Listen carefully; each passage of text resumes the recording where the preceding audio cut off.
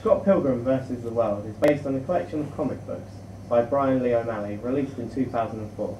The film stars Michael Cera as Scott Pilgrim. He's probably most famous for his role as Evan from Superbad, also starring his newcomer Mary Elizabeth Winstead as Scott's love interest, Ramona Flowers. The film itself is set in Toronto, Canada, and all filmed on location. In the film, Scott must defeat Ramona's 7 evil ex-boyfriends so he can be her boyfriend and try and win the Battle of the Bands competition and get a record deal along the way. The film is directed by Edgar Wright, the director of other box office hits such as Shaun of the Dead and Hot Fuzz. This is Wright's first Hollywood film, hence why he chose to have an all-American cast. Filming started 2 years ago, and the main problem they faced was recreating the certain art style that the Scott Pilgrim books are known for. They all contained video game references and fighting styles that were all copywritten at the time. To solve the problem, Edgar Wright wrote to the CEOs of Nintendo, begging to have their permission to use their music scores and images, stating that they were the nursery rhymes of a generation. This was allowed by Nintendo, and production began in March 2009. Music for the film includes bands such as The Ting Ting, LCD Sound System, The Prodigy, and Blood Red Shoes. American singer Beck composed all of the songs sung by Scott's band during the film. In my personal opinion, Scott Pilgrim was one of my favourite films of the summer. It was an unconventional mix of indie chic and martial arts with a hint of comedy and sci-fi, which I found to be truly unique.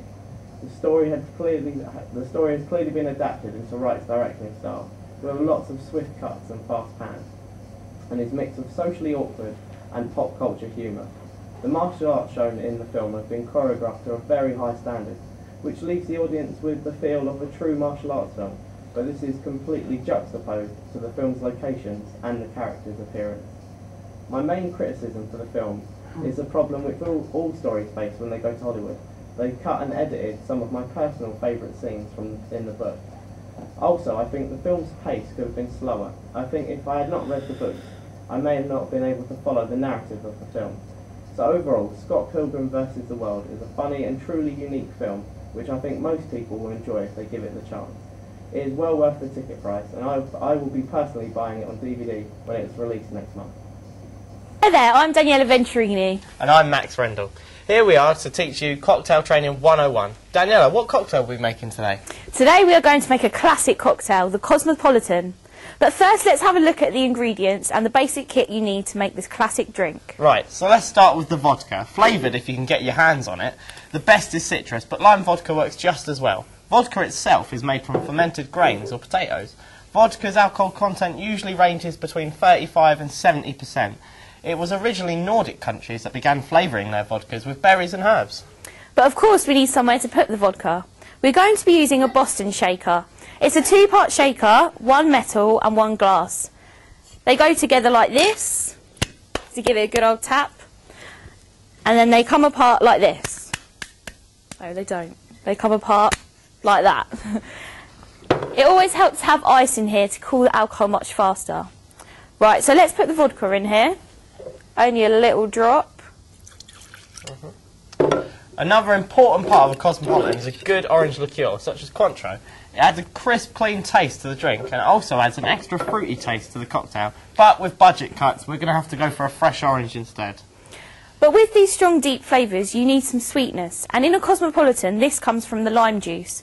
I would prefer to use fresh limes, but cordial just makes everything a little bit easier. Also, this gives the drink a nice shine when it's ready, but we will see that a bit later on. So we just put a little drop in there. Yeah, just a little bit. Okay then, so that's all the alcohol and lime in. Next, we're going to use some simple flaring to blend those flavours together. Flaring itself became popular in the mid-90s, and now is seen in most cocktail bars and clubs across the world. There are regular competitions held in which bartenders show off their skills to win cash prizes.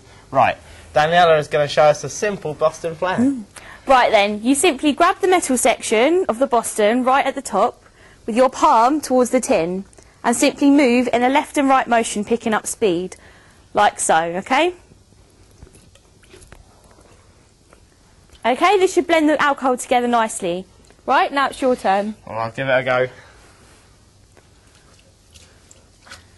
Pro. Right. Okay, so next we need to add the cranberry juice. This is used more for colour than flavour and will give our Cosmopolitan its classic colour. And with the lime juice we added earlier, it should hopefully have a glossy pink colour. So when adding the cranberry, we don't want to be too generous because, as we said before, it's for colour rather than flavour.